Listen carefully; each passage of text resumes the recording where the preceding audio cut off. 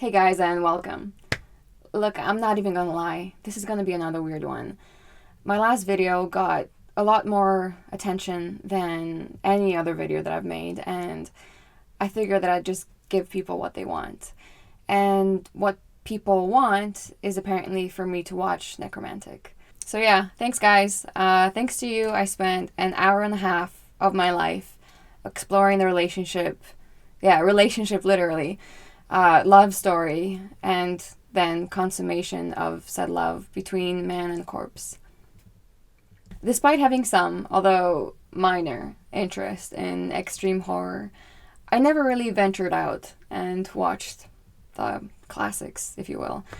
I don't know, can you even call those movies classics? I remember, I think it must have been 20 years ago at this point, looking for some Marilyn Manson song on YouTube, and I found it. And the video for it was just clips from the movie Begotten. And it's so crazy because I remember that back in the day I was like, what the hell am I watching? And now I'm actively looking for that video to watch for the channel. Anyways, I digress. The point I'm actually trying to make is I watched Nekromantic and I thought that it wasn't everything that it was cracked up to be.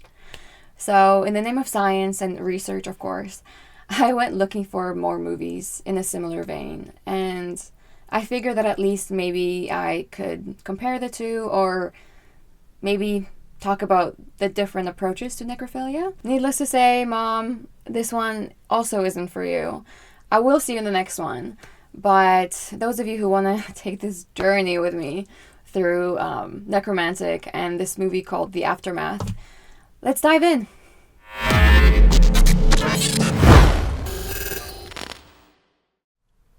Let's start with my thoughts on Nekromantic. It's one of those titles that gets passed around like contraband. The face people make when you ask them if they've seen it, not that you normally do, is comparable to you asking them if they've eaten glass recreationally. The plot is barely a plot. At the center is Rob, a man who works as a crime scene cleaner. Rob cleverly picked up a job which doubles as his hobby, as he collects bits and pieces from those who have passed on and brings them home. Robert and his girlfriend Betty share similar interests. I imagine bringing someone home for the first time when you have jars full of organs and other bits and bobs. You'd have a lot of explaining to do. But they don't treat bodies as symbols or metaphors. They treat them as comfort objects. It's not loud or violent, it's quiet and domestic. You could almost say it's tender. Almost. I was having a hard time taking this movie seriously, although I don't think the movie is trying to be serious in the first place. I also don't think the movie is trying to normalize anything or try to get the viewer to understand the desire or to get the viewer aroused. It also doesn't feel like torture porn. There's minimal violence, and the movie isn't at all what I thought it was going to be. I was pretty certain right from the start that I wasn't going to be a fan, and look, I was right about that. It was slow and boring. For a movie made with the sole purpose of shocking the audience, I found it more comical. The scene in which Rob, again the protagonist, sensually sucks in and around an eyeball taken from the cadaver he brought home was more unpleasant than it was revolting. Rob himself is tragic. Throughout the movie, this feeling of neglect and decay is almost palpable. Eventually, his girlfriend Betty leaves him for a corpse, no less. And the ending, let's just say it's one of those finales that makes you question why you, a functioning adult with bills and ambitions and an immune system, chose to spend your free time watching this. Robert spends the night numbing himself, whiskey, pills, anything to dull the edges, before slipping into a dream where he wanders as a half-rotted corpse. In the vision, he plays with a decayed, severed head, while a woman in white watches him with an almost angelic calm, as if blessing the nightmare. He wakes to darkness. Robert can't handle it and hires a street worker, hoping proximity to another human body might jolt his desire back to life. Instead, the two end up in a cemetery, where Robert thinks the setting might do the heavy lifting, but it doesn't. His body refuses to cooperate, and when she laughs at him, Just a quick, sharp wound to his pride, he snaps. Rage replaces impotence. He strangles her, and in the aftermath, he crosses one more boundary. I mean, what we consider a boundary. Morning comes too early, and an elderly gravedigger stumbles onto the scene. The man barely has time to register the horror before Robert grabs his shovel and swings. Panicked, he flees home, now fully aware there is no path out of the spiral he's created. Back in his apartment, Robert's life collapses inward. He takes a knife, drives it into his stomach, and dies in a grotesque fusion of agony and release, his last act blurring violence, sex, and self-destruction into one. Sometime later, the film leaves us with a final, quiet image.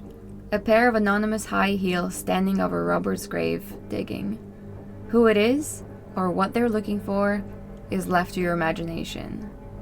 So now that we covered Nekromantic, let's talk about my preferred, if you can even have a preference when talking about two movies about necrophilia. When I was thinking about this video and my phrasing of things and contemplating how I can make sure that it's understood that I don't recommend or find either movie enjoyable. I don't even really think either one of them has value, but I did prefer the second one, and I will try my best to explain as to why that is, because at face value, The Aftermath, which is the movie I'll be talking about now, is even more rotten and plotless than Nekromantic. Aftermath is a short film, it's only 30 minutes long, made in 1994. It's quiet, sterile, and relentlessly intimate. An autopsy presented not as horror spectacle, but as a ritual slowly unraveling. Without a single spoken word, the film traps you in a morgue with a forensic pathologist.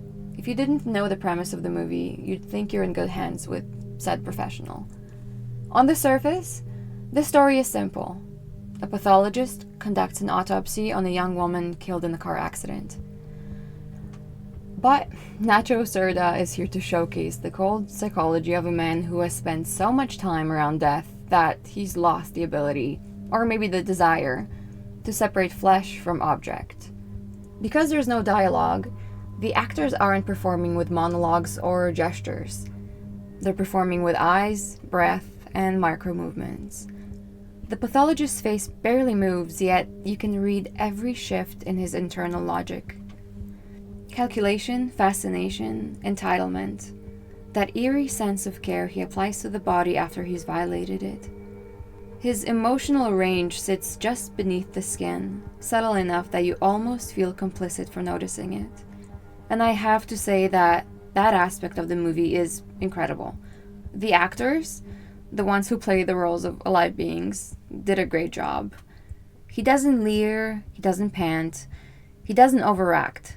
He studies, examines, and when he crosses the line, he does it with that same calm, almost gentle concentration. That makes his performance far more disturbing than anything explicit the movie shows. You're watching a man reveal the rot inside him, one tiny facial twitch at a time. Even the assistants in the opening scene communicate an unspoken exhaustion through a glance or a shrug. The body on the table isn't framed as a victim to them. It's Tuesday. So why show this at all? This is the question everyone eventually asks. Why would a filmmaker show something like this? Because Aftermath isn't about necrophilia or gore. It's about the unbearable quiet of institutions built around death. Hospitals, morgues, labs. Places where bodies stop being people and start being cases. This film forces you to confront a world most people avoid thinking about. The absolute vulnerability of a body after the person has left it. By showing the worst case scenario, the unthinkable, the film exposes the moral void that can open when no one's watching. Not out of sadism, but as a brutal reminder that systems fail and people slip. It was interesting to watch a movie with the absence of meaning or context around it. There was no motive, no tragic backstory, no gothic flourish. just a man with a job and a locked room. And I hope it goes without saying what he does to the body. What makes Aftermath mesmerizing instead of hysterical is its commitment to realism. The autopsy scenes are shot with documentary stillness, clean lighting, and steady hands. You're watching a performance composed of tiny details: the way he changes tools, wipes his gloves, adjusts the cadaver's position with clinical care. When he goes beyond the boundaries of his job, he doesn't transform into a monster. He remains the same quiet professional, his expression unchanging, save for the faintest flicker of personal satisfaction. After he's finished, he washes the woman's body with tenderness, stitching her back together like a craftsman returning a borrowed object. It's almost tender, until you remember what he's done. And then the film ends. Death returned to its drawer, the world outside unchanged, unaware, unprepared. And that's why I believe The Aftermath to be far more disturbing than Nekromantic. Not only is it more graphic and visceral, but it also really gets under your skin because of the far better acting, the micro-expressions, and the procedural professionalism. So what do you guys think about these two titles? Have you seen them? Hopefully not, and really you don't have to watch these two movies in order to have an input of some sort, or an opinion or some feelings about it. So if you do, please share. Share them with me. And as always, thank you so much for watching. If you enjoyed the video, please like and or subscribe. And I hope to see you in the next one. Bye.